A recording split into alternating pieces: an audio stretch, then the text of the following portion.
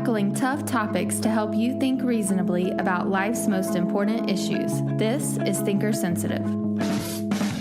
Welcome to the Thinker Sensitive podcast. This is Chad Graham, and today I'm here with my co-host Ben Crenshaw to begin our discussion on natural law. In this episode, we'll explain what natural law is, why it's important, and how it can save the world. Well, not quite, but you get the idea. Ben, thanks for being with us today on the show. Thanks for having me on, Chad, to help save the world. Right. All right, Ben, give us a working definition of natural law. So natural law, the basic idea is that it is some kind of universal or objective rules of moral conduct that apply to everybody, and this goes beyond just human convention or custom. What makes it natural then, if it's beyond human convention? Right. So it's natural in the sense that it's not something we come up with. It's something that's found outside of ourselves, usually in nature, or in this case, in human nature, so the way human beings are. So we discover it. We're not creating it. Exactly. We discover it. And it's a law because it's a decree. It has some kind of authority behind it that says this is how you ought to conduct yourselves and rule yourselves. And the idea here is that it's not optional. Okay. So a law is something you have to obey. Okay. And it has some kind of authority behind it that's going to explain the way it's a law and then enforce it. Okay. So I know you have lists. You're a list guy. Give us a list of things that natural law is not, because it gets real confusing sometimes. Sure. So, yeah, natural law is not innate. So we're not born with it. Okay. Babies aren't born with natural law, but it is something that all humans naturally develop at some point in their lives. They so-called come of age.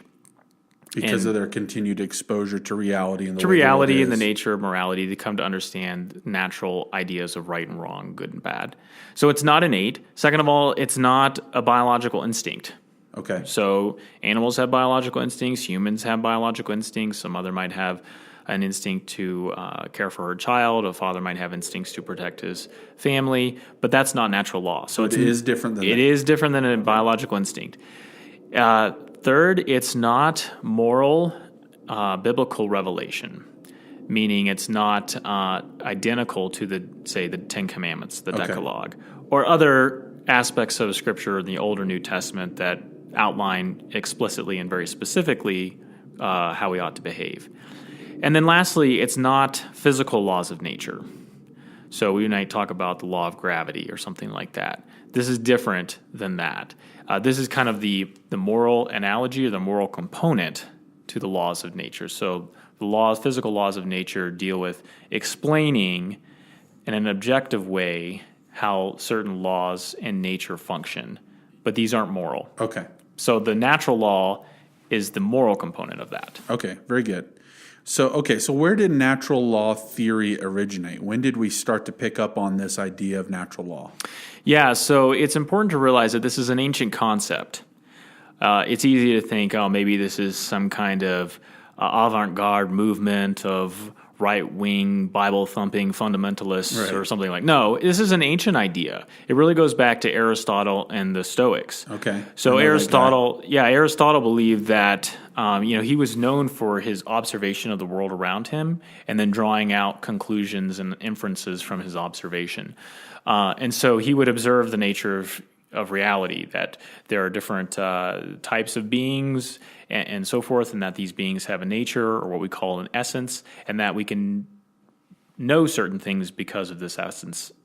The Stoics believed that the nature of being should actually lead to creating laws of some kind, so some kind of decree.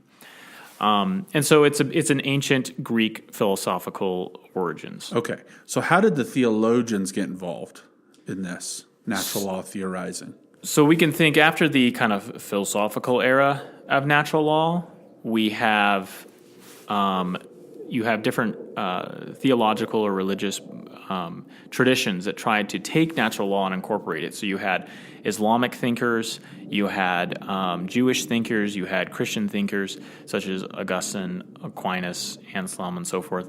And so, for example, in the Jewish thinkers, they said through the natural law you could understand things like God's creation, His power, His wisdom, and His love. That gives you, the natural law gives you those things. But the law of Christ gives you the ability to be able to live out the natural law. So they made a distinction between natural law and then kind of the law of Christ and how we go about it. So you have kind of an era of theologians, basically from the patristic through the high Middle Ages before we get to the Enlightenment. Okay. And so really natural law does very well in terms of Christian orthodoxy all the way from, like you said, the patristics all the way throughout the scholastic period, the medieval ages. Why does it hit such a hard roadblock in the Enlightenment? Right. So if we go back to, Aristotle and the Stoics, they weren't Christian. Right. So they were observing the world and trying to give a philosophy or worldview. The Christians came along and said, hey, we can work this into our theology, our doctrine. So they kind of... Aquinas specifically. Yeah. Thomas Aquinas is the great natural law theologian. You talk about Aristotelian Thomistic tradition because Thomas Aquinas studied Aristotle and wrote entire treatises on Aristotle. Right. And so what they did is they showed how natural law is very consistent with the faith of the Christian faith tradition. So what happened in the Enlightenment, however, is that after kind of like the wars of religion and the kind of the toxic fusion of faith and politics, where you had political officials and religious officials, they kind of fused together. We might say the fusion of church and state or something like that. Mm-hmm. You had Enlightenment thinkers who wanted to divorce the two. So you have John Locke or Voltaire or Jean-Jacques Rousseau, David Hume, Adam Smith, others. These were Enlightenment thinkers, all working kind of in different domains, some philosophy, some economics, some public law, and so forth. But the idea here was, well, let's divide the sacred and the secular. Let's divide fact from value. So fact will be secular and value will be sacred. And what we're going to do is we're going to kind of exclude God and the knowledge of God from the discussion, and we're going to say we can know who man is, the nature of humanity, and we can mathematize ethics. So we can kind of set out, like, if you do A, then you shouldn't do B. If you do A plus 1, then you should do F, kind of thing. They try to make ethics into a science, much like the natural world could be understood in a scientific manner. So the Enlightenment project was this division between the two, and they tried to do that in order to prevent bloodshed and the toxic fusion of faith and politics, and in order to try to build a different kind of society on a different foundation. Okay, so that describes why natural law really suffered during the Enlightenment period. Where does it fit in this post-Enlightenment period we're in now? Right. We are in a post-Enlightenment period basically because the Enlightenment project has collapsed. Yeah. What happened was modern man lost the ability to do public ethics. This separation of fact and value, of sacred and secular, led to skepticism about the very nature of truth and the very nature of reality, and then that includes moral truths. And so you have the rise of postmodernism, of moral relativism, the idea what's true for me is not true for you, so I'll make my own truth, I'll make my own morality, and I'll do whatever I want, and then I'll call it right. Right. You have this idea of social constructivism. So the nature of reality of the world around us and of human beings is not discovered. It's created by society, so we can create our own reality. And so this led to a kind of an inability to do any kind of common public ethics and this social constructivism. And so what the modern natural law project has been basically one of retrieval. We're trying to go back to how the ancient and medieval Christians and theologians were able to put natural law from the philosophers together with Christianity and say, no, it does have a theological foundation, And this is how it can help our societies, how we can understand ourselves, how God has revealed himself to us, and how we can order our society. Well, you and I are both natural law guys, and I know, again, you like lists. So give us 3 reasons why natural law is important for today. The first reason is that it's just a part of Christian doctrine.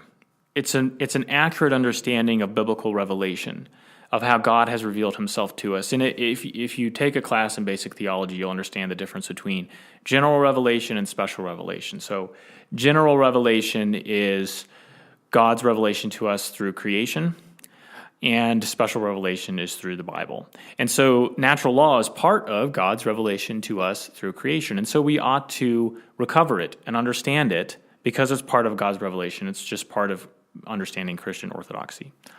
The second reason is that it can serve as a proper common ground between Christians on the one hand and people of other faith traditions, whether we're talking about Buddhists or Muslims or New Age theorists or whatever, or people who deny or don't have any faith tradition.